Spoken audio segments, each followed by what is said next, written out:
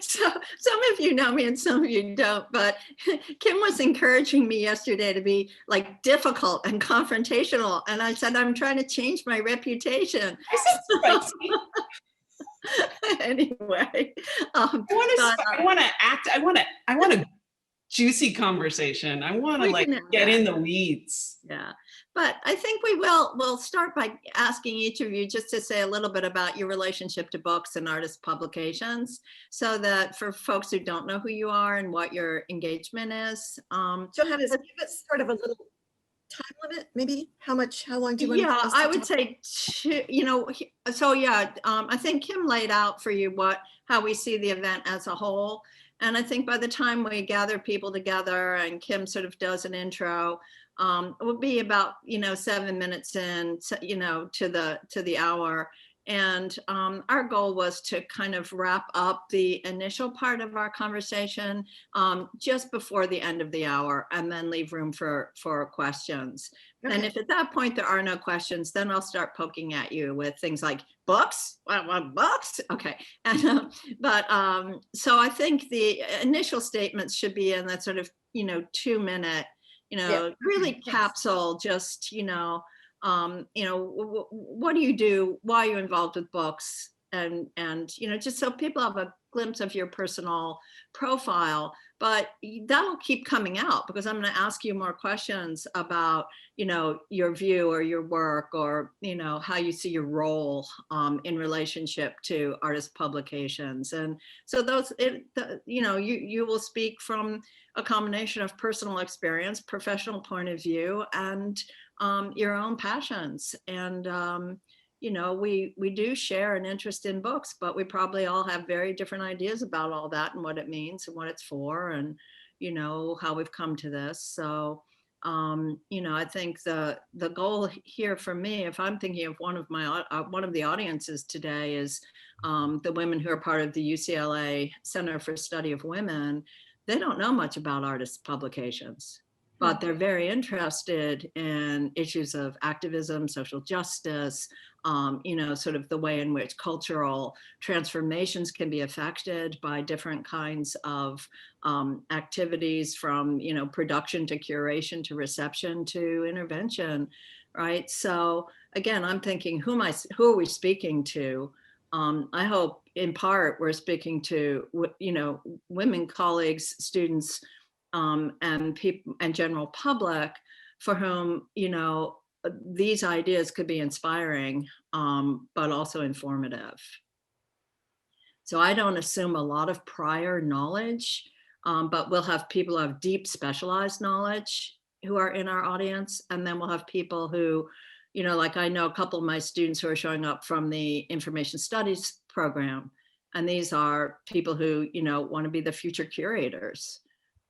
So what are we saying to them? What are we trying to offer them as ways of engaging with fields that we know well? So that's kind of my vision of this. Does that sound good to you guys? Is there something else you'd like to stick in? No, that's good. Yeah. Again, it's a quite diverse panel in terms of experience and point of view, and where we all come from. Right. So it's interesting. One thing I just wanted to throw out there that I found interesting in kind of going through everybody's slides and putting together this super last minute PowerPoint, which, by the way, thank you everybody. It looks great. It was fascinating to me to see, Susan, how you're very meticulously disassembling books, and you're very purposefully deconstructing, and how Tia is very purposefully constructing from the ground up, right? So like we have one artist on this panel who's like choosing paper, choosing type, setting type, like very carefully assembling a book. And I think there's two of us. Oh yeah, oh sorry. And then Susan, you're like totally ripping it apart and exploding it back into something out, like a new life from that. I don't know. I definitely feel like a frog among gazelles here. I mean, I am just like, what am I doing here? But I I think there's something maybe I can add, because I think when you destroy something, you become very intimate with it. And I have had this whole month to look at everyone's work here, and I am just dumbfounded. I feel lacking that I didn't know about Johanna's work earlier, or Tia's work. I know Alexandra's work because she's LA and I've gone to a couple of her shows. So for me, this is absolutely terrifying. I'm not a big talker, so I'm trying to use this as a way to empower myself and to look at how all of you women are empowering other people through your teaching, through the books that you make. It's gonna be a real, I'm gonna try not to fade away, but I struggle with talking. Well, we'll invite you to speak and make space. Oh, thanks so much. Yeah, no, it's important. No, and I'm thrilled that Marcia's here because, again, what a whole other view you have of this field. And you know, we won't try to figure out who's been in this field longer, but we both know a lot about all of this, and you know, have watched it for a long time. And I would not want to have the responsibility that you have. Well, I kind of distribute it. That's how you do that, is you try not to, because I guess I worked with, and they were men, of course, men who wanted to take all the responsibility, be the deciders on collecting and things like that. And it really taught me, I mean, I don't want to name names or, you know, make too specific references, but it really taught me that isn't where you want to be. And it's not the kind of collection that you want to make. And Johanna and I have known each other, I don't know how long, actually, decades. But we've 30 years at least. Yeah. I mean, we've always agreed not to disagree, but we have great respect for each other. And so we have these really good conversations and then kind of listen. And that's great. And when I've got to know Tia, because we were both jurors in the pandemic year of Minnesota Center for the Book Arts. And you make strong statements too, Tia, and that's great. I like, you know, it's really great if people say, well, I think this, or I, you know, don't think that works, or something like that. But then when you're collecting, I'm really proud of the fact that at the Research Institute, there are maybe 7 or 8 curators collecting artist books, and not directed in any way, but as appropriate to the kind of books they're collecting. And then sometimes people are in there, and there's no specific area. I mean, this is interesting to do, you know, to kind of watch that schoolyard of people interacting and make sure, you know, that it works well. But that's what I think you should do, have lots of voices. That's the way you collect. Yeah, and we'll come back to that point, I think, because the role of institutions and the challenge of a field that really has very few gatekeeping mechanisms is also something to think about. You know, the benefits and the liabilities of that, because it's very different from the mainstream of visual art in that regard. So, I'm having a really good conversation with a dissertation student in New York. And I think some of you might know her. Her name is Naama. I know her. Yeah. Oh, I'm on her committee. Yeah, but the conversation we're having is going into how does an artist book perhaps change when it goes in the institution, because the institution is determining it by the way it catalogs it, by how it's shown, by its, you know, collecting context. And I had never really thought of that. And I've been having these great, you know, pandemic conversations with her just because we had some time. And she's interesting. Yeah. But that idea of an institutional determination of an artist book, I'd love to talk to the makers about that, or, you know, if you could bring that up about. Yeah, I'll bring it up. Yeah. How do you feel when your book goes to an institution that maybe wasn't even in your favorite place? or a Right. collector. Right, right, right. No, exactly. You know, yeah, there's lots to talk about there, to be sure. And since you're bringing this up, Marcia, I'm just going to build on that for a second and ask each of the other folks here if there's any particular issue that you would like to have touched on so that you can talk about it. That, you know, the list of things that I have here have to do with, you know, why books, relationship to gender, changes in the field, the book's a symbolic artifact, perhaps impact of the digital, what it means to think in the book format, issues of social justice and activism. Those are some of the thematics I'd like to touch on. And I think this whole question of institutions and their role and curatorial judgment and engagement. Is there anything that you would like to have me, else that you'd like to have brought up? How about you, Susan? Is there a theme or a topic? When I look at your work, I think a lot about the book as a cultural icon and a historically resonant artifact, but is there anything that's particularly relevant to your work that you'd like me to bring up? I don't know. I mean, with each of the questions, as I was looking at them, I was always having to look at it from a person who doesn't create books, that I'm basically reinterpret them and disassembling them. So I guess I really don't have something else that kind of lingers. I get curious about distribution issues, but that's going to go back into your discussion of where the books finally get placed and who has access to them. And is that access where we want our message? Because activism is, you know, kind of a grassroots phenomenon. And even I know that my books wouldn't exist if it wasn't for a gallery to show them. Okay. So I think it's going to be covered. That's a good, no, but I like the focus of that, you know, just making sure that issues of distribution and access do get, you know, brought into focus at some point would be good. How about you, Alexandra? Is there, and do you want us to call you Alexandra or Alex? It's Alexandra, but thank you. Okay. You know, one of the concerns I have is we're starting a new line called X Topics, and we're really focused on how do we work with artists who aren't already in the center in some way or marginalized. And X Topics will be focused on artists of color, curated by 2 curators of color. And as we began that project, we realized that for even to invite an artist to make a book, that we had to consider economic questions that were beyond, like,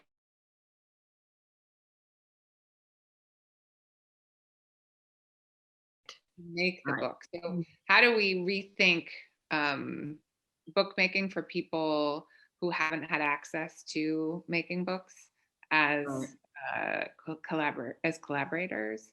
It's a holistic question and a more feminine question of how these books, and obviously, you know, we're really excited to be working on these issues.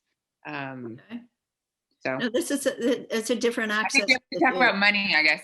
Not only it's like sexy topics, yeah. Money, distribution, but how that works in relation to gender, race, and class. Yeah. You know, I think those questions are super interesting and quite surprising. And yeah, so it's like a holistic picture of how books will fit into giving. Like we do a lot of lip service in American culture, especially about giving a platform and wanting to support people. But what does that really mean? And it's the least sexy thing, which is giving people, being in Berlin, I really feel the difference just immediately, that people have dignity because they can afford their apartments, they can afford to not work 17 jobs, and there's that opportunity to be able to lie on the couch and do the kind of thinking which requires zoning out without economic concerns of poverty.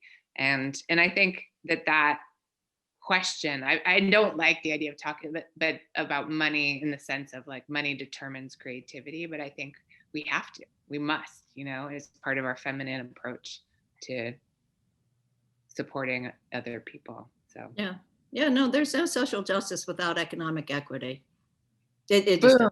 Boom. Right. So now Kim's going to shoot me because I'm getting you all to say all your wonderful stuff before the panel starts, but we're about to No start. way. Now we have rapport. Now we have Weren't we recording this? They Do we have, we are recording it actually. Yeah, I know that Addie's going to make us start, but do you have any topic that you want to make sure I touch on that you can say in about two seconds before we go on? Because I don't want to get Addie mad at me too. No, I know we have such a short amount of time, and I feel like we're touching on a lot of things, and I think we're good. Okay, All right. well, I'm turning my video off and I'm starting the webinar. Bye, Addie. I'm going to share a screen and we're starting our welcome sort of slideshow.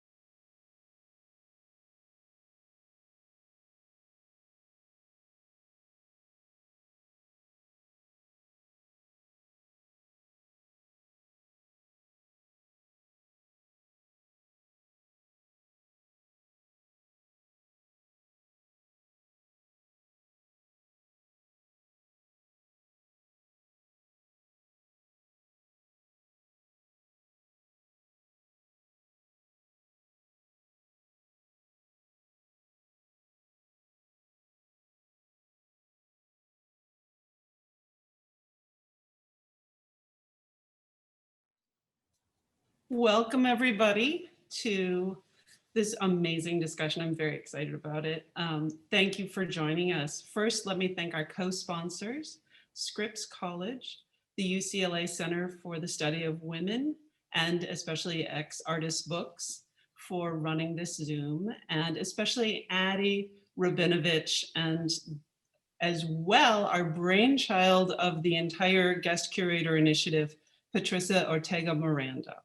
Special thanks to the University of Maryland Art Gallery for their support of the Guest Curator Initiative and the Now Be Here project. Second, I would like to do a little bit of housekeeping. We will be recording this conversation. It will be posted on our YouTube page and transcribed as well. The transcription will be available on the Now Be Here website in a few weeks, and we will announce via our socials and mailing list. We encourage you to post questions as they come to you during the talk. We will read the questions at the end of the conversation. And for those of you not familiar with the Zoom format, I've made this little guide here so you can see how to post a question. There should be a question Q&A button at the bottom of your screen, which you should be able to see here. Johanna Drucker will be our moderator for this conversation. And after a round of introductions, I will happily hand it off to her. I'm going to go in alphabetical order of the panelists. Tia Blassingame is a book artist and printmaker exploring the intersection of race, history, and perception, often incorporating archival research and her own poetry in her artistic book projects for nuanced discussions of racism in the United States. In 2019, Blassingame founded Primrose Press, the book, Print Art and Scholar of Color Collective, which brings book history and print culture scholars into conversation and collaboration with Black, Indigenous, people of color, who are paper makers, book artists, curators, letterpress printers, and printmakers, building community and support systems. Blassingame is an assistant professor of book arts at Scripps College and serves as the director of Scripps College Press. Johanna Drucker is Distinguished Professor and Bressler Professor in the Department of Information Studies at UCLA. She is internationally known for her work in the history of graphic design, typography, experimental poetry, fine art, and digital humanities. Drucker's artist books were the subject of a traveling retrospective, Drucker Works, 40 Years of Books and Projects in 2012 to 2014. Her new titles include Visualization and Interpretation, MIT Press 2020. Lizard, Metabiography of a Modernist, Johns Hopkins University Press 2020, and Digital Humanities, An Introduction to Digital Methods, which will be published by Routledge in 2021. Alexandra Grant is a Los Angeles-based visual artist who examines language and written text through painting, drawing, sculpture, video, and other media. Her work has been exhibited at the Orange County Museum of Art in California, Contemporary Museum, Baltimore, Maryland, Los Angeles County Museum of Art in California, the Center for Contemporary Art, Tel Aviv, Israel, and the Museum of Contemporary Art, Los Angeles, among others.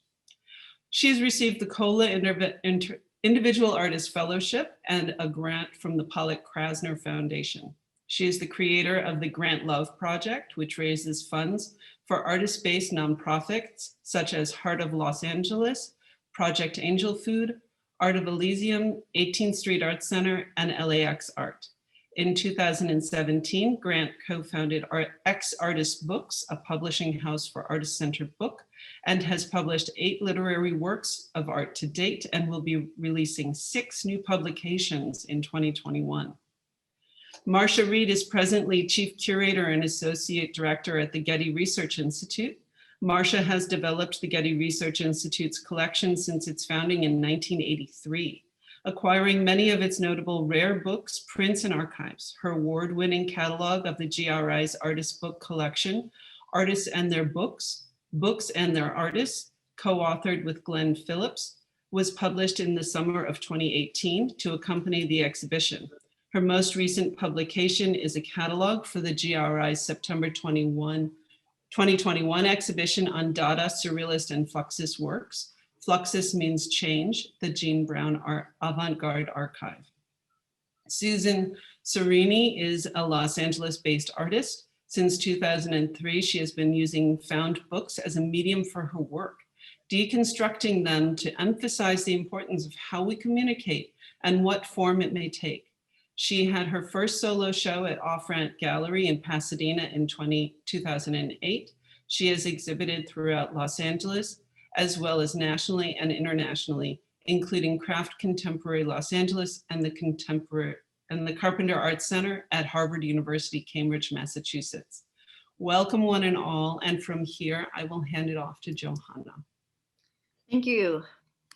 Thank you, Kim, and thank you, Patricia, the behind the scenes organizer and instigator of this event. I appreciate your having involved me in it, and I'm honored to be able to be here with these 4 artists, women, curators, people involved in books, and I'm going to start right away by asking each of them, if they would, to say a couple of words about their involvement with books, artist publications, and with a kind of an eye towards giving you a sense of their individual profiles, but also sort of focusing on why books now. What's important? I mean, and on some level, we just saw a wonderful slideshow in which we saw books taken apart, put together, used as activist sites, used as theatrical and, you know, gallery items, also used as intimate items. So we say the word book and we think it means one thing. It means so many things. And we've just seen this tiny little glimpse. So if each of you could, you know, just make a short, you know, statement about your own relationship to this complex category we think of as books from an artist point of view. So Tia, I'm going to start with you and I'm going to follow the alphabetical order in this first round. And after that, it'll become much looser in format. So Tia. Sure. So why books? I mean, when I think artist books, I think they're extraordinarily kind of endlessly mutable and can kind of take in anything and be combined with anything, whether processes or content. I also think everyone has some relationship with books, whether, you know, growing up, your parents read to you or they did not, you had books around you or you did not. So I think we already have some kind of relationship or memory or longing related to books as physical objects, as containers of information.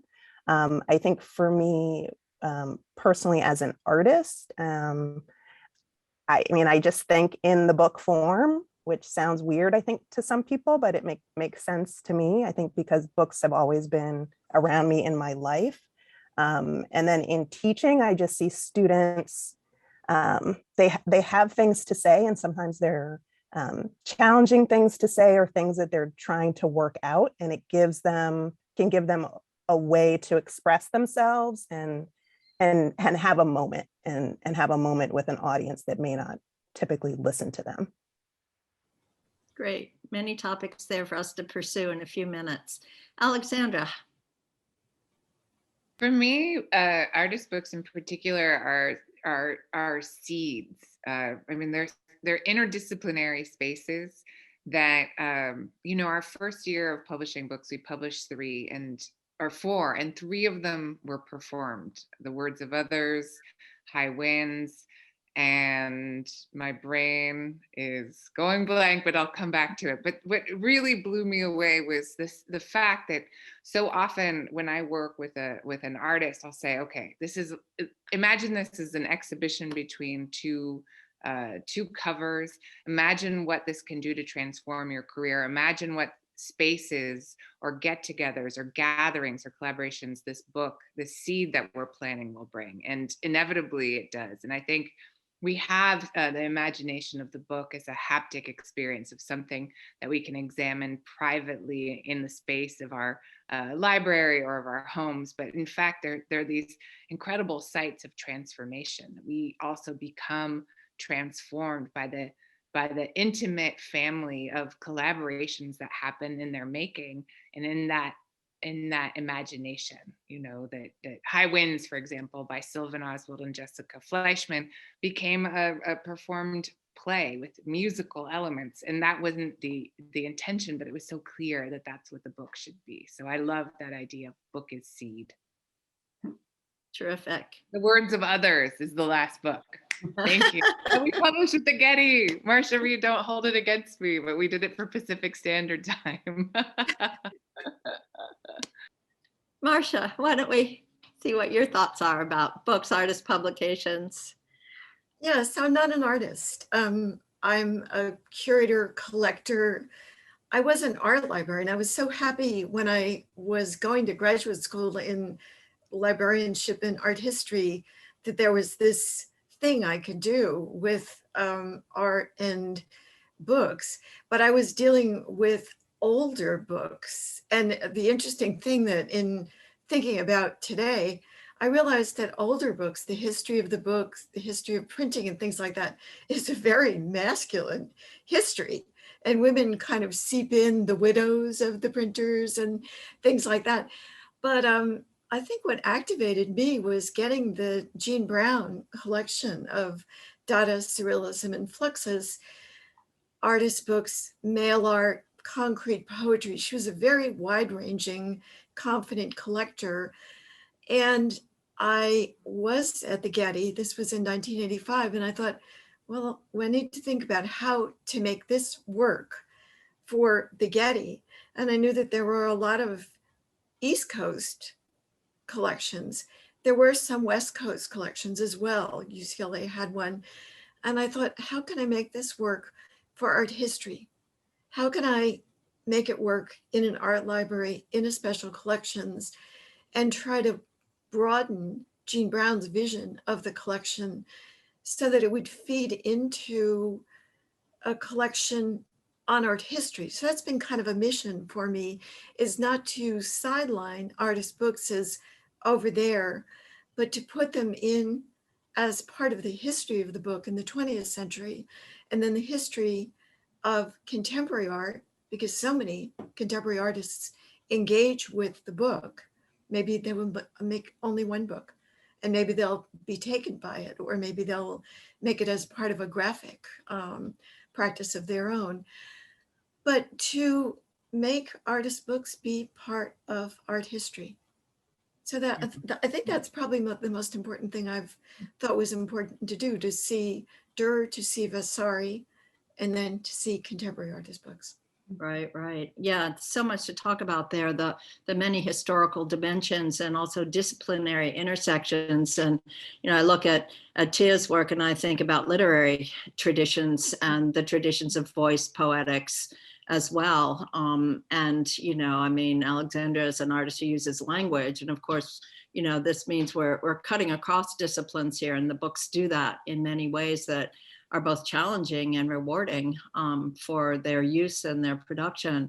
And Susan, your work is also, adds a whole other dimension here. Do you want to say a few things about what your relationship to books is, and how what your specific engagement as an artist is? Yeah, I remember in the early 2000s going to thrift stores and library sales, and books were being thrown away by the truckload. And I didn't have a lot of books as a kid. So I saw this value. I saw these incredibly beautifully illustrated, hardbound, gorgeous objects being discarded. Even if I didn't think about the content of what was inside them, they were beautiful objects. They were just, so I collected them for a couple of years and just sat on them. And just through kind of a frustration with how I communicate with the world, I was able to use the book to bounce off of. Suddenly I could do something to this book that said something that I was having a really difficult time either admitting to myself was an issue, and it was a quieter process, like what Alexandra said. I could do it at home. It wasn't something that I thought I had to share with anybody. So I could do it very slowly, very carefully, meticulously. And then once I realized I did have something more to say about culture, history, feminism, and books were just overwhelmingly part of the nomenclature that was, to me, influencing everything we did. So I took the approach, instead of making my own, because that seemed overwhelming. It just seemed like what it would take. I would just take apart some of that history, kind of rearrange it, control it a little bit. So that was pretty much how I got involved and why I like them. They're physical objects. They're kind of like yo-yos. What you think they can do, but all of a sudden they can do crazy things in the right hands. So it's just been a gradual increase in excitement over the book as an art form, as opposed to a deconstructed sculpture that I want to manipulate. Fabulous. And if people were here for the slideshow and got to see the kind of, visual richness and complexity that you engineer through your aesthetic interventions. They'll appreciate the many kind of, you know, sort of reverberations that your words have in the objects, I think. But you also brought up, thank you for doing so, the concept of feminism here. And I'm just going to throw out, and I'm not going to orchestrate the responses. I'll let you all speak as you like. It's a question of gender. You know, to what extent, I mean, I'll confess, as a child, I thought I was always writing, scribbling away. I thought, you know, if I'm a writer, I can escape my gender. I mean, that was a formula. It was 1950s, right? I mean, so it's like, to me, it wasn't something I could embrace and kind of run up a flagpole, because it was kind of early days for feminism, let me tell you. And so the question of gender and gender politics and, you know, identity politics, how does that relate to books and our work? And our institutional roles and our creative identities and the worlds we work in. You know, if I say, why books as a woman, or why artist publications from a gendered, professional, personal, creative point of view, is there something to be said there? I mean, I'll jump in. I mean, I think about books or artist books and independent publishing as control, and maybe also access. You know, I think maybe if I went to a commercial publisher, they would not be interested in what I have to say or the ideas that I'm promoting, right? Maybe it would be because of the content, maybe it would be me as I present. And so I think about it gives me control in you know, within my process, kind of absolute control, because I'm a control freak. So I can select everything, and, you know, I can make the paper and on and on. And then thinking for students as well, it gives them some control as well.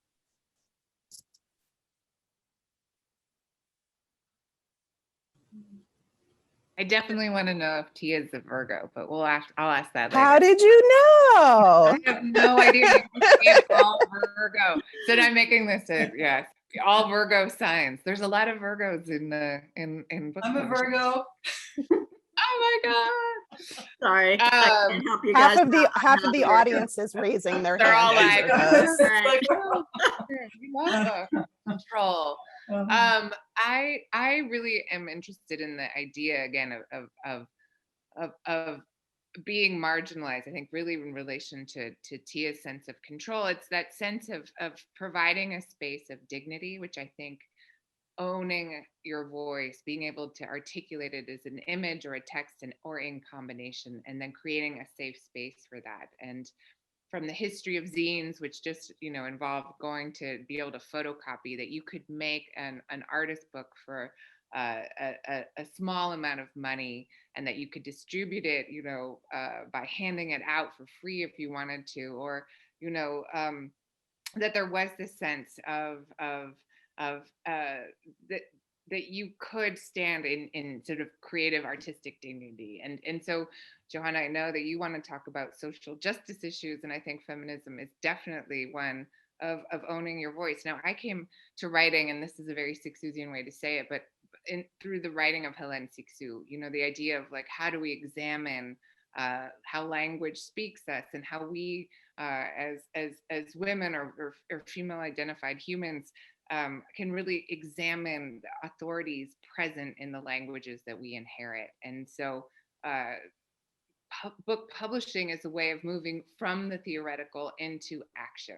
And so just the act of showing up in a body that is not centered in a controlling discourse is radical, which is why I like to encourage people to publish, to take that first step, because it is available.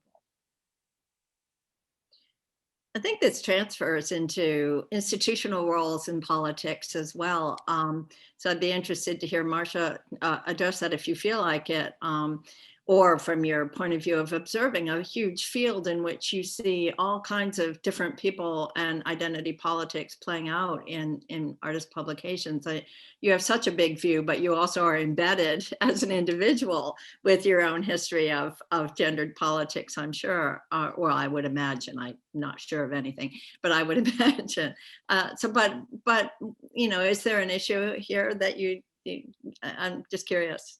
Well, I think the direct communication and the owning your words instead of somebody editing, illustrating, designing something that you maybe don't recognize as yours. And it's an interesting thing. We have a couple of people, actually, Johanna and Tia, who are in academic positions. And I was thinking as you were talking that you do publish different streams of books. You come up for tenure. I'm not really sure how artist books count or don't count for tenure. I could wonder. I bet, you know, I heard someone I think it was in College Art, talking about how her anthology of Basquiat work didn't actually count for her tenure considerations. That wasn't seen as, you know, her original work. And that's not an artist book, but it is interesting that you have to have different professions and do what you feel like you need to do, no matter whether it's going to be credited or not. But then, as we were talking before, we talked about you need to have the base, you need to have the money to be able to do your artist books. So this is a very rambling answer to that question. I think the thing that impressed me the most about curating the early avant-garde books and then moving through artist books and other kinds of productions, say mail art, you know, which was never seen as anything other than a shared project. It wasn't really a publication, but that those were things that were put out there to share, to give to people, to put ideas out there in the world. And it's actually been rather successful. Those ideas are out there in their artist books, in their Xerox works. And so even though that wasn't the goal, it's seen now by collecting institutions like mine, or, you know, like some of the other large collecting institutions, as part of the history of art history, of feminism, and of other areas of social activism. And the other important thing is the multi-genre work that's there. So it's writing, it's poetry, it's photography, it's design, it's making paper, it's maybe going back and taking other books and putting them out there again in a new format. So I'm sorry, this isn't a well-composed answer. It's kind of. Joanne, I'd just like to add that we're all also, besides issues of control, and we are looking at empowerment and the physical act of printing a book. It gives you internally something that says, I can do this next thing. Maybe this one's a small edition, but maybe with time and a smaller or greater community support, we empower ourselves and we give ourselves that confidence. I think that is so crucial, Suzanne, and I'd like to come back to something that we were talking about before we started the public part of the program, which has to do with access to means of production and what it means to be enabled to make a work.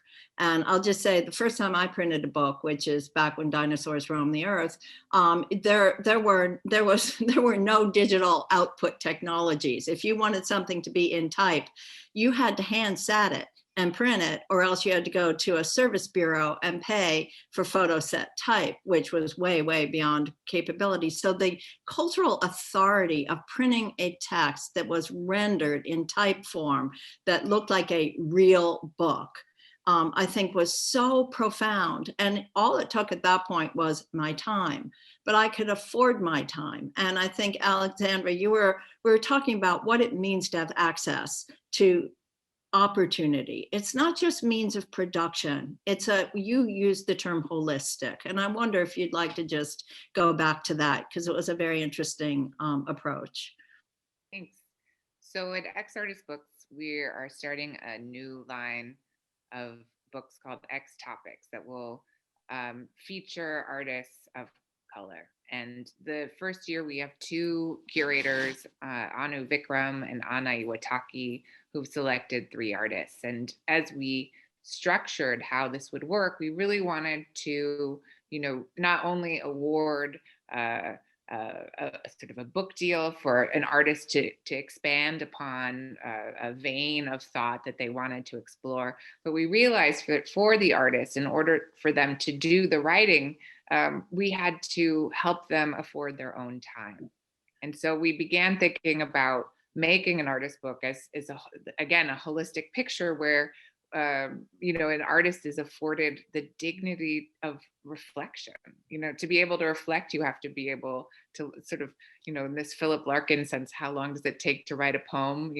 6 hours, 5 hours on the couch and one writing. That you needed to have that invisible time to be able to reflect, to create, to articulate. And so I'd love to hear from Tia as well, because I feel this is something you're an expert at. But how do you create a safe place that's economic, that's intellectual, that brings in space for a difference into an editorial process, a collaborative process? I'd love to hear.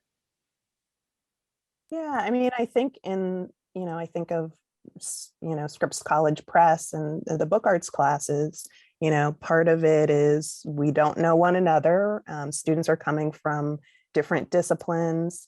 99% of the time, they've never set type or any of that, although increasingly I'm hearing about high schools where they're setting type, and I wish they had been around when I was in high school.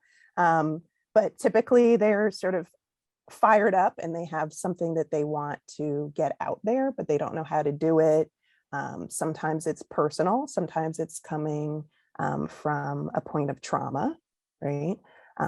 And if you're in a space with people you don't know, how do you trust them, right? How do you trust that the critique that they're going to give for your work is valid and is coming from a place of respect, right? And so I think that's challenging in any setting, in any sort of discipline. But I think for me, it's starting to build up how to critique work and see work and also value everyone's work, even though, the end result might look completely different from any thing that you were interested in, but that you're going to be involved in their process or present in their process, which is really hard. I think that for me, that's very hard. And I actually don't like people being part of my process, partly because I'm dealing with, memorializing people, et cetera. And I just need more space to kind of determine what that's going to look like. But I think for like classroom setting, I think a lot of it is learning how to critique work and kind of hear one another and be part of the process. So Tia, I'm going to follow up there because I think you've raised another a set of points that are really interesting and central here, which is that there's a kind of intimacy and privacy to the making of a work. And again, Susan, I think about your work and the kind of I can sense, it's sort of like it's here, there's a kind of safety to that. And then there's the question of exposure. And there's a kind of built-in paradox here, which is we make books as intimate objects, but they go into a public life afterwards or have some kind of reception to them. And, I wonder if there's a sense of, how one thinks about the life of the book after it's launched, right? And where the anxieties are, the questions of reception and control. And, if something is received, does it need to be received with an understanding of who that maker was, who the audience, who the author was, or not? And how do we attach that identity to the object in a way that helps it be received in ways that are, I'd sort of say what you're saying, Tia, is a kind of empathic criticism, or sympathetic or respectful critical approach. So tell me about reception for your works, and what are the venues and issues. And again, for you, Marcia, I see you seeing so many things, and then having to sort through, well, what am I seeing? How do I know what it is when it comes as an autonomous object, no longer connected to, Tia, Alexandra, Susan, and so forth. So I'm not sure if I've posed a clear enough question for you to answer it, but thoughts on all that? Well, I'll start. If I had my choice, I'd keep every book I ever cut. I do not like letting them go.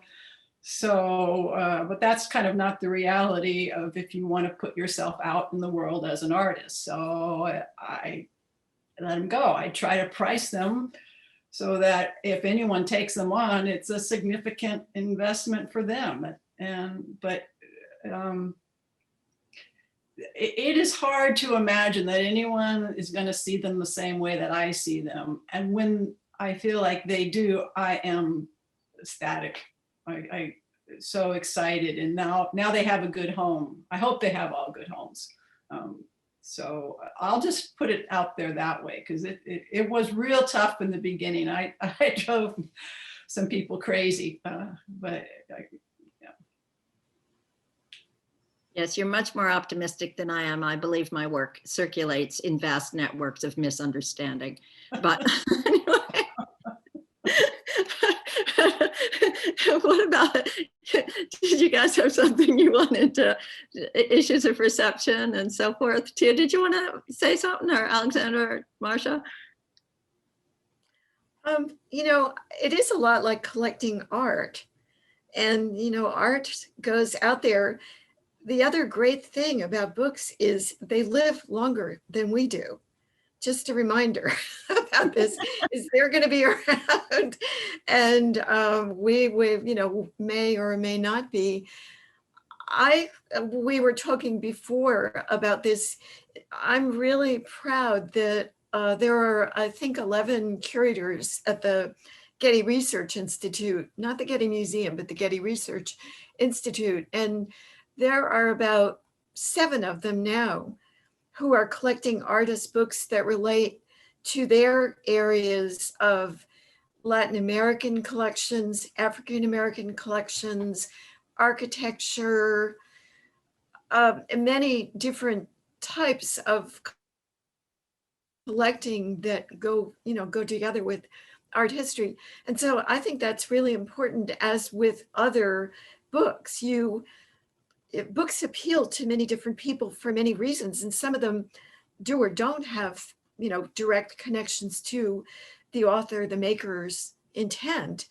But I think that books, this is one of my mantras really, is that books have lives, and they're not our lives. They go out there, and I think art does too. And people will have different understandings, and like children or other things, you have to let them go. So I can, I'm just thinking about, over the last year during the pandemic. Are we out of the pandemic yet? Probably not. But, pretty much trying to teach studio courses online, right? And so having students make artist books, their first artist books, and we're not together, which I would have said like a year ago was crazy, but I don't think it is, because they made amazing work. But we weren't together around a table. We didn't handle the work. So, how they sort of document the work becomes kind of another artist book, you know, whether it's a video or photos or a GIF or, you know, I had a student who made the work and then destroyed the work. It was very, you know, very personal, you know, trying to sort of deal with a certain very negative relationship and just destroying it. You know, if you watch the video of the work being destroyed, you might have had access to a page or two or some of the text, but that wasn't the point. It wasn't for you. It was for them to sort of process. And so, you know, I love what Alexandra said about looking at artist books as seeds, and, you know, they can kind of go anywhere. And I feel like for many years, I tried to kind of explain that the book could be anything and it could be a performance.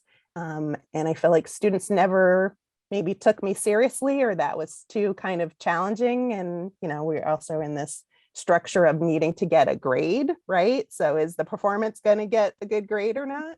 And I feel like within the digital space, students kind of experimented more and were able to kind of let go in a way that they wouldn't have if we were in person. But for my own work, thinking about reception and whether it's understood or misunderstood, I think content-wise, it's understood, but not what I'm trying to do with the work, where I'm trying for each book to have a relationship with the viewer and to sort of change the viewer. And I think that typically is not really understood. And maybe I don't express it enough. It's not explicit enough, but that's all right. I feel like the book itself is doing its work, and it, whether you implicitly understand it or not, it's still doing what I'm expecting it to do. I want to add to what everyone has answered with a vision and or a memory that seems a little bit like a dream. I mean, Johanna, your idea of your book circulating in misunderstanding, I think, is just so wonderful. But that idea of the recipient of the artist book misunderstanding is actually part of the act of the artist book. And in 2006, Glenn Phillips invited me to be part of a show he curated at Lace. I think it was called Draw a Line. Glenn, if you're here, forgive me. But we were invited to go to the Getty Research Institute and to go to the library and research the Fluxus collection. Yeah. Nice. There's so much protocol and it's very formal. And I remember, you know, sort of being taken for the first time to this wonderful library, and there are all these scholars looking at, you know, Pirandello drawings and Dürrs with white gloves, and everything is very, it's just, you know, it feels improbable to be there. So what I had asked for arrived on the tray, and I remember the first book I opened was full of sand, and the sand somehow got over the table, and I had this absolute anxiety of misunderstanding of like, oh my God, everything is so clean, and somehow I have a book full of sand, and the sand was the intent, like that was the intention. So there I was, you know, 40 years later, receiving this artist book exactly in my mind how the artist had anticipated, which was to defy the expectation of what a book was. But it was just this wonderful, it felt like a dream, but it also, I went from extraordinary anxiety to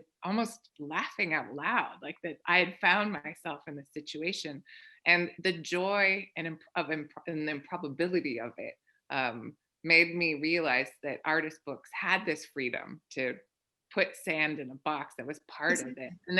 And then the radical idea occurred to me that, wow, this library is such a special place, right? That the inclusion of this work blew my mind, that this was, you know, it expanded my idea of a book. It expanded my idea of being a reader, a receiver, and it gave me an incredible sense of freedom of what it meant to be an artist, to be all these decades later, still thrown in the best sense by this work.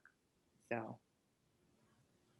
You know, one thing I should say is a really great part of my job, and I think you were working with Glenn Phillips, who was my co-author on the artist books project, but it is so much fun to show people books. And this is a really funny anecdote. I was working on the Jean Brown catalog, and Ian White was bringing Dave Hammonds to our collection to look at artist books. And he said, could you show him? And I was like, yes, I would be happy to do that. You know, the things I have behind me in this screenshot that I'm using as a background were some of the things that just happened to be on the table. I had the green box out, I had the blot out, just happened to be working on Marcel Duchamp that day. And I didn't know that David Hammonds is, you know, I knew, I learned quickly. And so you have these moments where people just, it's like an electric connection or something. And it is great to have these serendipities when you just sort of show people what you're working on. Or we happened to be working on our alchemy show when Ansel Kiefer came by. And he came to see the cave temples of Dunhuang. He was interested in that, you know, simulation of them. But then we just happened to mention the alchemy things that another curator, David Braffman, had out. And Anselm was supposed to go back and take a nap for his lecture, but he didn't do that. He went and he looked at the alchemy manuscripts and books, which are, you know, magical. And so to show people from little kids who came to the show on the Dunhuang caves, the first graders, to, you know, well-known artists, anybody, is just so much fun because you never know what kind of a response you're going to get. And I love to do it with artist books because I think probably people don't know so much about them. So I have to say that's a very special part of my job. Just say, look at this, you know, like you did, Alexandra. These are great stories. They're wonderful. It brings me to a kind of a question about, you know, how books work as agents of change, right? It's like, you know, I think there's on the one hand, from the legacy of the avant-garde across the 20th century, a sense that, you know, that kind of moment of shock, the defamiliarization, you know, that can produce transformation, right? It can motivate political action. It can motivate, you know, changes of consciousness. But there's also, so we have that whole tradition, right? And there's a big adherence to that tradition that, you know, art is supposed to be the political conscience of the culture and do this transformative work. And I have my feelings about that on all sides of the spectrum. But then I think about just the fantastic power of aesthetics. You know, the fantastic power of something simply to engage and transform through the experience it offers, right? It's like, you know, I think of the tonal values, Tia, on the pages that were in the slideshow, and just what that does to my perception to have to look at the tonal values on a sheet of paper, right? And it's like, that's independent of any particular, you know, message or so forth. It's like, what's that, you know, so I guess I'm asking you, you know, do we believe in books as agents of change? And if so, what kind, I mean, look, the world's broken and it needs to be fixed, folks. Like, there's no question about that, right? But the question is, you know, what do we see in the transformative possibilities of books? We've talked about empowerment for individuals, which I totally believe in, that making a book itself is a transformative act. There's an authority that comes with that, but there's a lot of rhetoric around books as change agents. And I'm just curious about your individual thoughts about that. Or not. I mean, I believe that. I feel like I have to believe that. I mean, so the Book Print Collective, we have a longer name. It's too cumbersome, so we'll just say the collective I started. I feel like we're coming together kind of around the notion that, you know, excuse me, I'm losing my voice here. Excuse me, that artist books have the potential to bring us together, you know, some form of racial unity, you know, something. And I feel like that's possible. And I kind of have to feel like that's possible because for me, you know, artist books are what I use to hopefully educate, to sort of push people forward to something better. Yeah, I think where I am right now is that I have to believe that. I mean, I feel like I've believed that for a while, but in this moment, you know, I have to believe that. I like that we need alternatives, even if it's not a big thing. I mean, when you're a kid and you like experience Mad Magazine for the first time, you're floored. There's an alternative, you know, there's an alternative to Disney. There's an alternative to the expectations of what things are supposed to be in society, because that's the way they've been in the past. So if you keep chipping away at what alternatives you give people to experience, they'll start to come along. I think it's inevitable, but you can't give up just because it doesn't make change immediately. But I like the idea that you always want to give people alternatives to kind of what is mainstreamly available.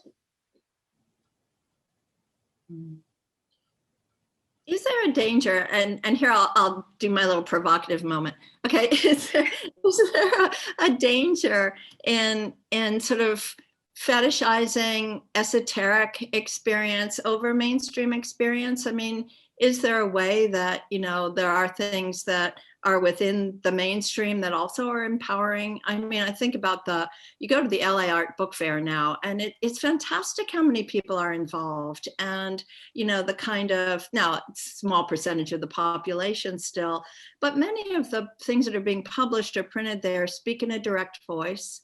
They are not esoteric particularly. They're not part of a kind of avant-garde tradition. They're much more of a kind of, you know, community-based or alternative voice platform, really wanting to, you know, speak directly about issues and ideas. So again, you know, I'm esoteric of the esoteric.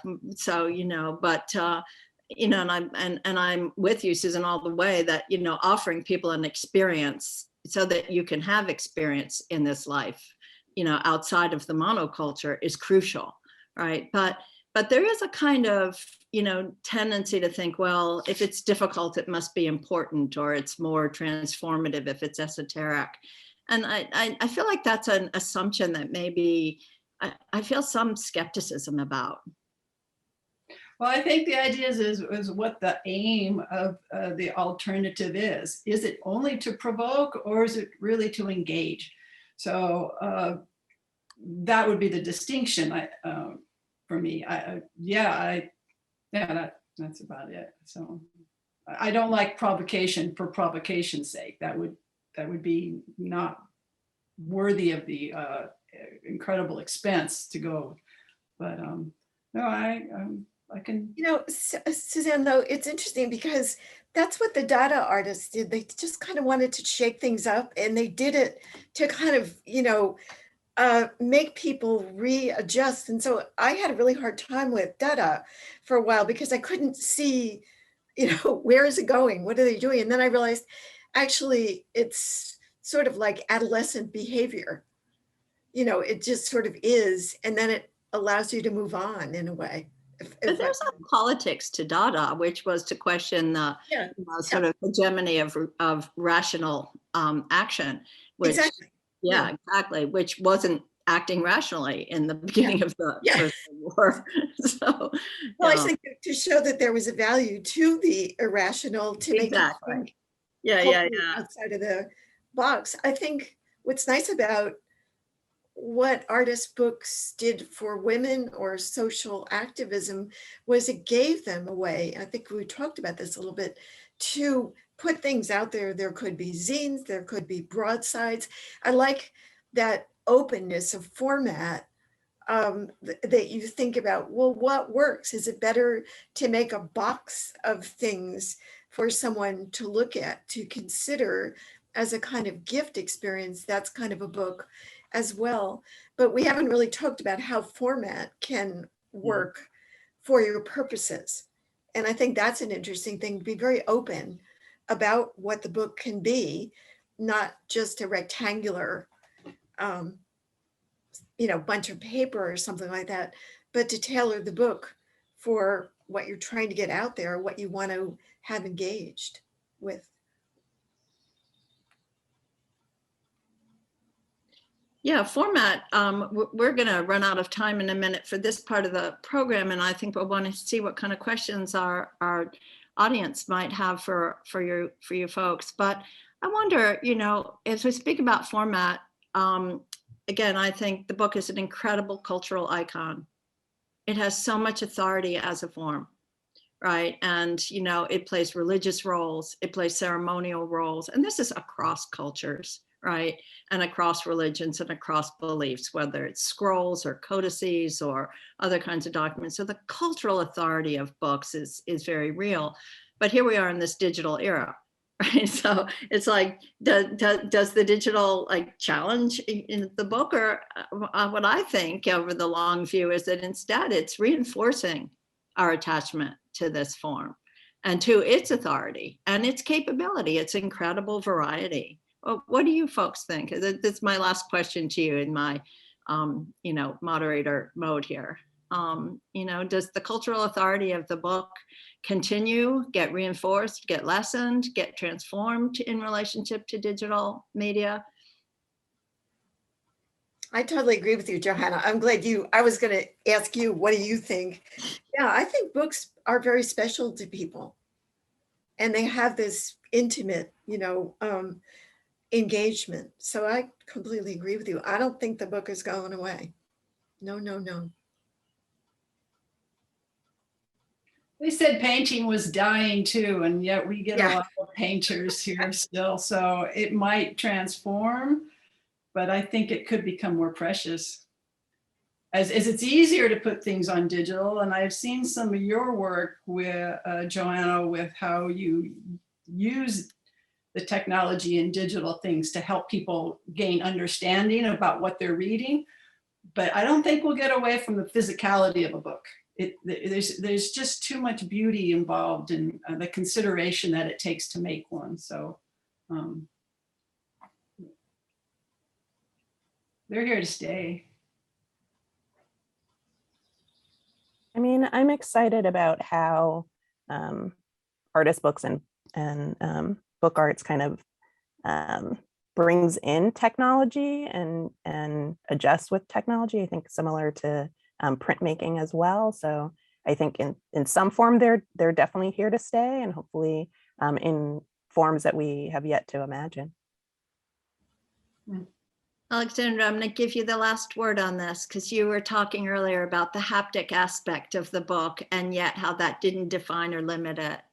But you should speak about whatever you like on this last moment. No, I think the haptic, the idea that we love the touch and smell, you know, of the ink, of the paper, how the binding, the cover, texture is so important. But I also, I think that we're living in a culture where there is publishing and sort of editioning of things that are happening through social media, but they always are a return in a way, you know, that here are people on Instagram and they're thinking in relation, how is this text or this code or these emojis going to work in relation to this image? There are people, you know, publishing as NFTs, you know, and some of them are making windfalls, and some people are exploring different ways of embedding information, you know, with these digital images. So I think there is definitely a relationship to publishing that is happening even in technology. And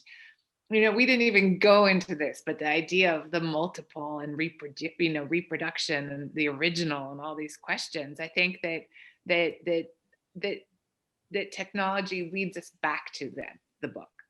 You know, it takes us away from it, but we come back to it in part because, not to come back full circle, but because books still are those seeds, those plans, that site of investment into the most compact space of a whole world that we wish to see built. Lovely. Nice. Okay, here's a question for you. Could Tia, Susan, and Alexandra talk about their process as artists who work with the book as a form? So this is a nice segue actually from what you guys were just saying. So what aesthetics and techniques do you use, and what do you want to transmit with them? In other words, how do those choices about the format, the medium, and technology, how do those factor into your convictions about the book? It's really more to you as artists to talk about your processes. If I start a book that is very intricate, in order to cut through it, I have to understand it 100%. I have to know every page.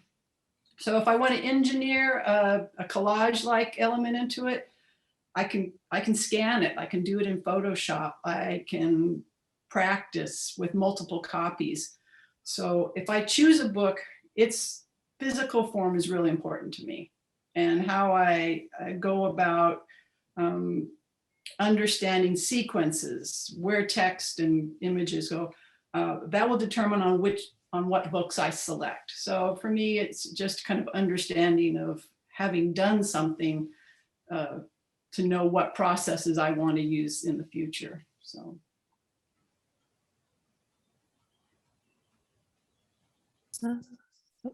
I'm happy to pick up. So for me, each book is different of, you know, what it kind of wants to be, and how I want you to kind of what your relationship would be to the book. You know, I have a piece Harvest that I wanted there to be some physical relationship and movement between you and the book. And so having you kind of have to move back and forth, so front and back, and then kind of side to side with the book. So decisions around, you know, the size of the type. Some of it's challenging to read, so you have to kind of move in, but to turn the page, you kind of have to move out. You know, there's like a sound aspect too that kind of plays off that as well. So I think each one is different.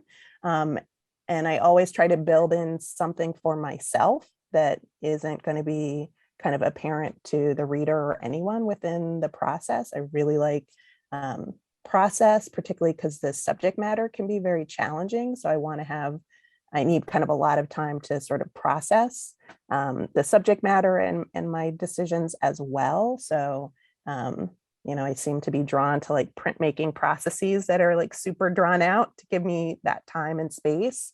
And even to have kind of like a sound aspect within that as well. So something like etching, you know, and that mark making. And so the rhythm of that mark making is kind of for me to sort of chill me out and let me kind of meditate on the subject matter. But I would say each project is very different, and that's primarily because each one has a different way that I'm looking for you to physically interact with the piece.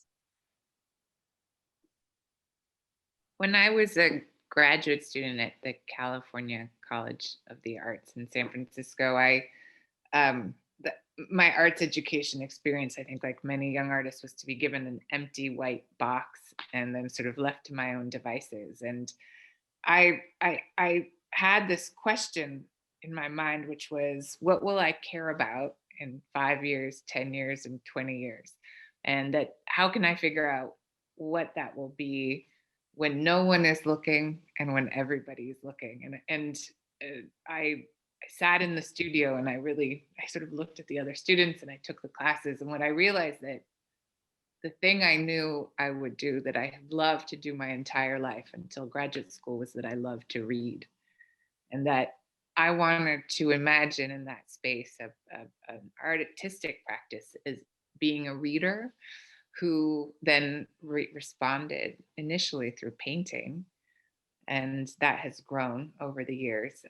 But to writers I admired. And it began with writers I didn't know, and then went on to be with writers with whom I collaborated. And then out of that grew the invitation to make artist books, first for me, and then the real joy of working with other artists, right? And bringing my life experience to give the permission that I had been given to other artists, and that incredible creativity that comes when you're working with someone else. So for me, I'm not sure if this is really answering the question, but it's that, how is reading, that the dignity of the reader at the heart of the imagination. And often I'm just so touched by the idea that writing, it gets back to the biblical sense. In the beginning was the word, that the word is transformed when embodied. I've often worked with groups of people, and I do an exercise where I have everyone in the room draw a frog, and then everyone has to show their frog. And every frog is so different. So when we think about that, if each one of us has a completely different frog inside, then how are we even able to communicate in a sentence? Each word, if we embody it so differently. And so I guess it's a complex and simple answer that I keep returning to reading, and that my source for any project comes from finding a process, finding materials. If there's another person involved, finding the equal footing to be in exchange with that person around a passion for the written word and for the narrative, for the story. So. It's funny. I love reading. I mean, my name, we just spelled one letter is wrong, but I actually love the idea of combining visual reading with reading text. And that is maybe one of my favorite things about artist books, is that they put that together also with format, so you're reading in a different way. But I guess because I am an art historian, I think visual reading is really important as well as text. Yeah, I think that's really crucial. And again, I think it's one of the things that makes artist books sort of somewhat problematic in terms of where they sit. It's like, do they belong in the library, or do they belong in the museum, or do they belong in the gallery? And if you put them in a case, you can't read them. And, again, I would think as a curator, Marcia, I'm also thinking about the dilemmas that you have when those people, come to bring those books full of sand. And you're like, well, what happens when all the sand runs out? Is it still the same book? And we have several books. I was trying to figure out, Alexandra, which one it was, because we actually have several. We have Holton Rowers, and we have a bunch of them. But that's part of the thing, that somehow you have to allow that to happen. We have a James Lee Byers book, which is just filled with sparkle confetti, and the experience of that book is, oh my God, it's all over me. And how could we allow that to happen in the reading room? Exactly. And then the books that self-destruct. So let's see, the audience is interested in, there's a question about audience. How important is it to think about your audience when you're making the work? That's another, it's a fundamental artist author question, but do y'all have thoughts on that?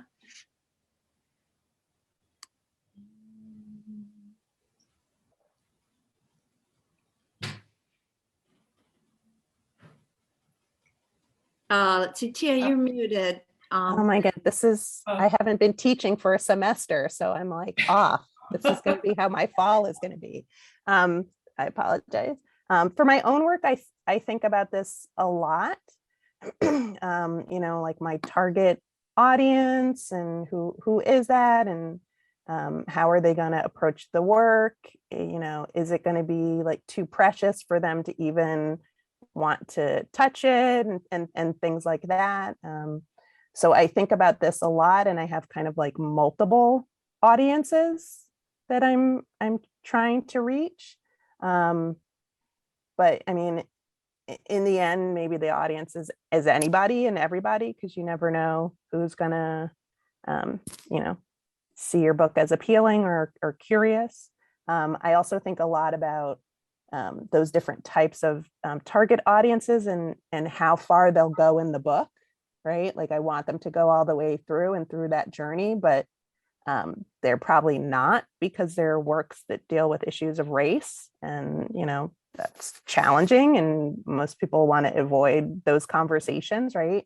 And so if they only get like 2 pages in and then hands off, I still feel like I've had some impact on them, and that they can move away from that experience and still be having a conversation about the subject matter, even if it's just, oh, I interacted with this book and it was kind of weird, right?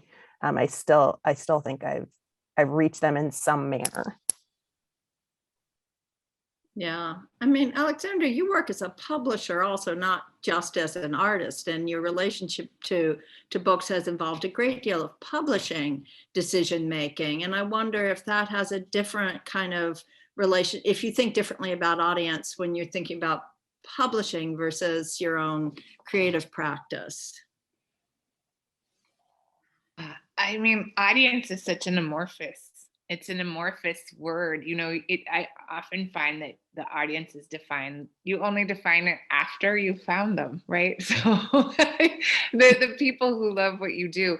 You know, one thing, I mentioned that we published The Words of Others for Red Cat, for the Getty's PST, Los Angeles, Latin America. And for me, that book was such an extraordinary work. It was a 9-hour play. It involved 3 years of translation and research to find the sources. There were 200 sources collaged into this sort of found work. And what was interesting about the book is that the show that Ruth Esteves Gomez curated was around the artist book. And the exhibition catalog had a publisher. But the actual artist's book that Leon Ferrari had, you know, his family had allowed the team to translate into English for the first time, didn't have a publisher. And so I thought this question of audience came up for me then. It was like, so there's an audience for the secondary materials around this artist book, but there's no publisher available for the artist book itself. And we were able in our first year as a publishing house to step in to fill that void. And then it became up to us to find who the audience for the primary source was. And so I found that a fascinating question around audience and distribution and publishing at a commercial level. And then also this void, right? That someone said earlier that artist book are almost like, where do they fit? You know, I love this question. What are they? Is it like a verb or a noun? None of us know, you know, and yet it's everything. It should be in a library. It should be in someone's hand. It should be, you know, in a plexiglass. And so that question of our particular concern for this artist's book is that it's better almost not to know who the audience is. You know, it's better not to plan it out, but that there are other like-minded people who one will identify, you know, and that for me, the learning around the words of others really made that clear, that a mainstream publisher wouldn't want to get involved because of the fear of not knowing who the audience was. And so the fearlessness of being an artist book publisher involved, I don't know, but I can't wait to meet them. And I hope that we'll be able to not only be good family to this book, but provide a family of other books that are a bit orphaned. We take on a lot of orphaned books at Ex-Artist Books, where someone will say, oh, I've been working on this for so many years and it's been rejected 17,000 times. And, you know, and we didn't know, you know, we did a book with George Herms and Diane DePrima. It was the last or second to last book before Diane passed away. And George said to me one day, you know, we waited for you for 50 years. And I said, well, I wasn't born, since, you know, but that idea that often we with these very heterogeneous projects that don't fit any neat whole, that we don't know who the audience is. And I feel I feel wonderfully comfortable with it, to be delighted when I meet them. Yeah, I think what you're saying also resonates with a bit with what Marcia was saying earlier about, you know, books have long lives. They live longer than we do. And, you know, they find other audiences, completely unexpected audiences, and get received again and again in completely different cultural moments and historical frameworks. And I know, Susan, I want to give you a chance if you had something you wanted to say about audience for your work, because again, it's got a somewhat different trajectory. Well, the first impression was that if I cut a book that's very popular, like say Alice in Wonderland with the original illustrations, people who are familiar with that book, if I cut it up, they're either going to love it or hate it. because they're going to feel like I've either trespassed or I have now enhanced, or they love the illustration. So I know that if I put something recognizable out, there's an audience, but I don't know how it will respond. So I have to just kind of keep turning inward and say, what do I need to say? My books are going to be pretty selectively viewed through galleries and exhibitions. So I don't see, my work doesn't translate well online or in any other kind of form. So my audience is going to be someone who has kind of a, goes to see them. They will never come to them. So Yeah. it kind of puts the burden back on me on making sure that my message is personal enough, but at the same time doesn't alienate, by being too personal. Yeah, and your works are unique works, so they're not editioned in the same way. So they, again, circulate differently than editioned works. Marcia, did you have anything you wanted to say on this? And then I'm going to pull the questions together towards a kind of wrap up here.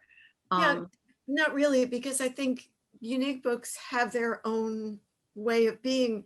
We have a wonderful scrapbook that I'm not even sure how much he wanted to have this scrapbook, personal scrapbook by Benjamin Patterson, who's an artist, musician, composer. But it came to Gene Brown in his archives. So we did know, that it was passing from his hands out into the world. There's just this amazing collaged children's ABC book that then he put together in another way. And it's just an extraordinary work. It's a unique work.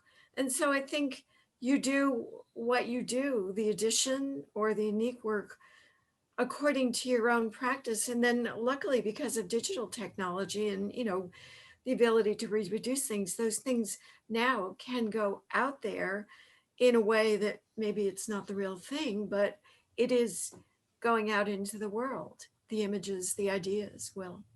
Yeah, no, exactly. I think, each project offers different kinds of challenges and opportunities. And, as Susan was just saying, it's like her work does not remediate well. You need the experience of it in person to really appreciate what the spatial, scale, sculptural qualities are. But then there are works that, can be remediated. Yeah, it's a different experience, but it's still available. And to kind of wrap up here, I mean, we could go on, there's many topics more to talk about, but I don't want to wear you guys out. And I think we don't want to test the patience of our audience too long. But the question of, has the pandemic introduced changes in our expectations and our practices? Do we think differently about the making of books now? I mean, Tia, you talked about the teaching experience, and I had the same. My students did fantastic things.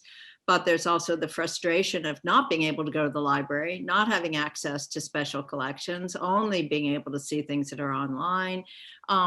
Does it make us think differently than we did 2 years ago about what we're doing? Does it just make us want to go back to where we were? Will we come out of this experience, with a different sense of what our purpose is and what our practices are than we had going in? What do you think? I mean, hopefully we don't go back. I mean, I feel like the studio classes that I taught, I feel like there were students that would have struggled more in in-person class environment, but were really able to shine and, and make really strong work and really kind of connect within that work in ways that I don't believe they would have if we had been in person.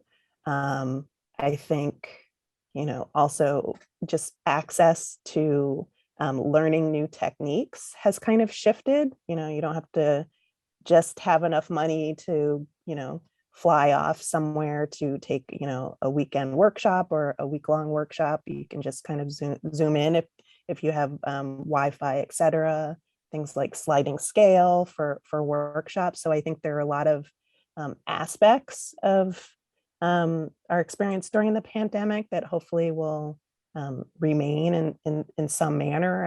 I would hate for us to go back. I think for my own practice, just trying to really focus on enjoying the processes and the process of making, which I think maybe I had moved away from just with the pressure of kind of increasing my edition size and trying to get work done, but really trying to focus on just enjoying that process of making.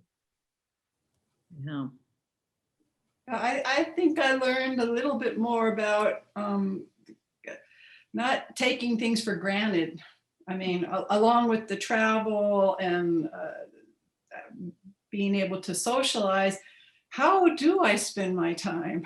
You know, how do I kind of take on the idea that what happens if a pandemic comes back again? Do we continue to make things that we think, well, they can be changed later? Or do we start to focus on really making the best things that we can now, knowing that there might not be a second chance, that we could get shut down again? I'm a little more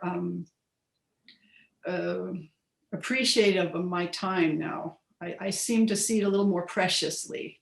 And so if I do see someone or go out to a show, I think I'm paying attention a lot more than I had a year ago.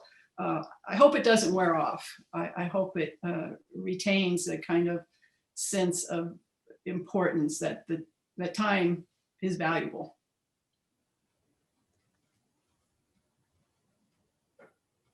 During the pandemic, we've been able to make a lot of books because Zoom has allowed for meetings to happen. Books are made, you know, at least the ones we're making, involve digital processes, especially in the design and layout, even if the original is a drawing or painting that needs to be scanned. So the creative process has, for me, remained intact. There's been the kind of focus that Suzanne has spoken about. But what I have really missed, or Johanna, you were talking about the LA Art Book Fair, is the encounter with the reader at the fair, is the book event, you know, is being able to gather around with other people, and of course to get the books into the hands of people there. So I'm looking forward to events opening around books, because I think there is just, again, something so amazing about being and seeing the surprise of who the readers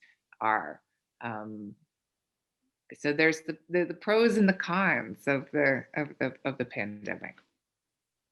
I mean, the curators just really missed access to the collections. We couldn't get into the Getty, but I think the upside was that we did a lot more classes and seminars, which we really enjoyed. I did a really fun one with Tia's class, and then saw extraordinary books come out of that class.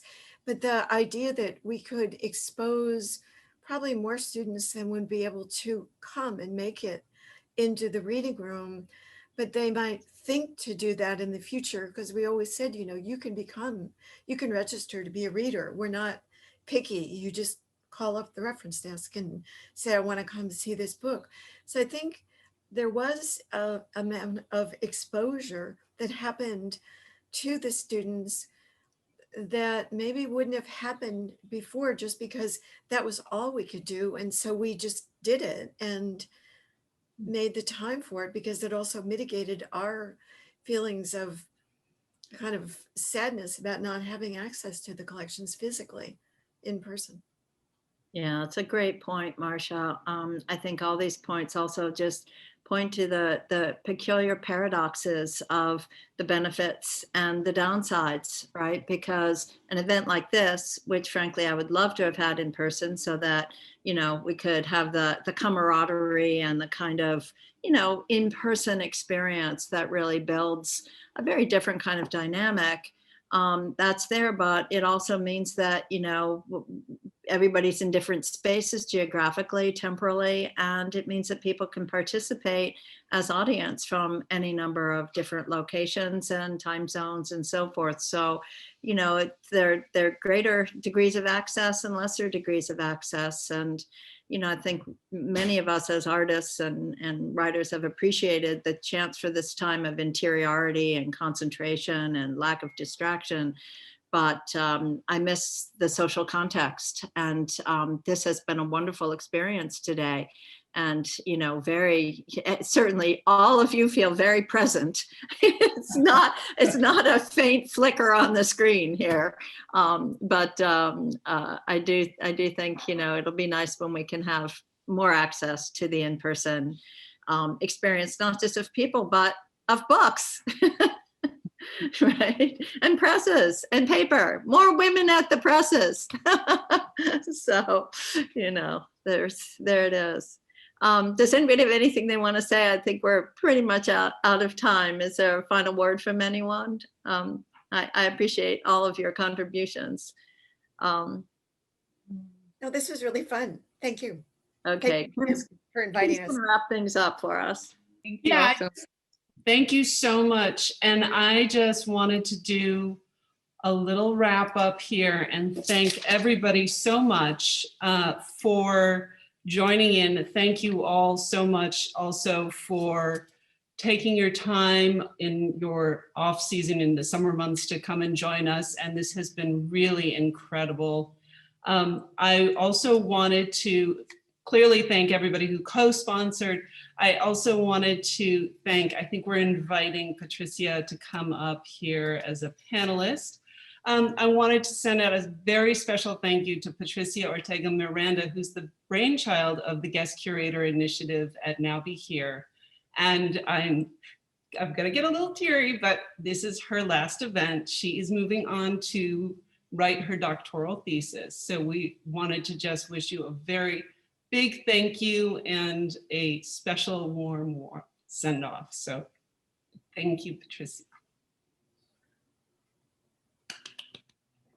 And with that, thank you. I just wanted to say thank you all. This has been such a wonderful event, and the fact that you were all able to be here and agree to do this, it's just great. I mean, so excited about all the ideas shared and generated, and to see you all, you know, being women who have accomplished so much, but also are you know, very much into creating your own path. It's very inspiring for me, and I'm sure for everybody. So thank you.